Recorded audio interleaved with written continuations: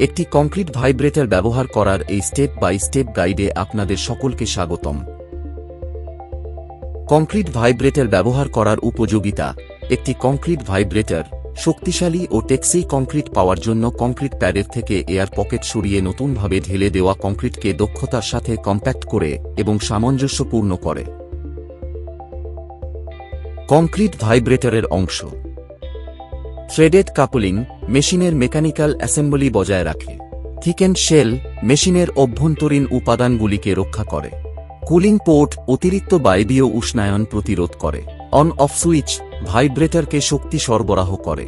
Lock switch ডিভাইসটিকে সচল রাখে এবং গতি নিয়ন্ত্রণ করে। গতানুগতিক হ্যান্ড ট্যাম্পিং বনাম কংক্রিট ভাইব্রেটর।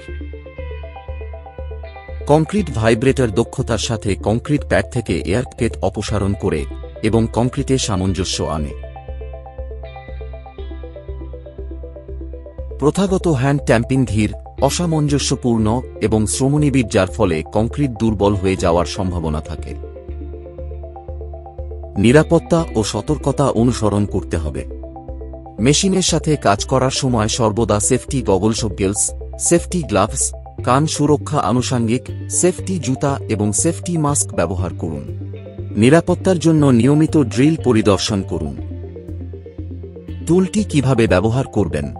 বোরের গভীরতা এবং নাগালের উপর নির্ভর করে ভাইব্রেটরের প্রকার, ইন্টারনাল এবং এক্সটার্নাল পৃষ্ঠ নির্বাচন করুন। ফর্ম ওয়ার্কের মধ্যে কংক্রিট ঢালুন।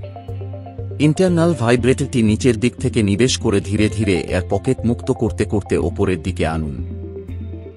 ভাইব্রেটরটিকে ল্যাপিং সন্নিবেশের 8 থেকে 1-2 ইঞ্চির উপরে একটি গ্রিডে নিয়ে যান।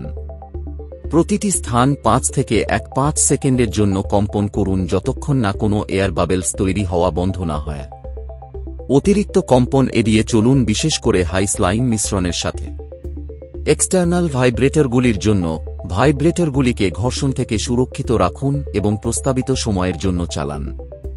সারফেস ভাইব্রেটরগুলির জন্য ল্যাপিং পাসের উপরে সারফেসে জুড়ে ভাইব্রেটরগুলি স্লাইড করুন। ভাইব্রেটর জমাট থেকে পরিষ্কার রাখুন এবং কংক্রিট সঠিকভাবে নিরাময় করুন। রক্ষণাবেক্ষণ টিপস। প্রতিটি ব্যবহারের পর ড্রিলস পরিষ্কার করুন। প্রাথমিক বিটগুলি নিয়মিত পরিদর্শন করুন।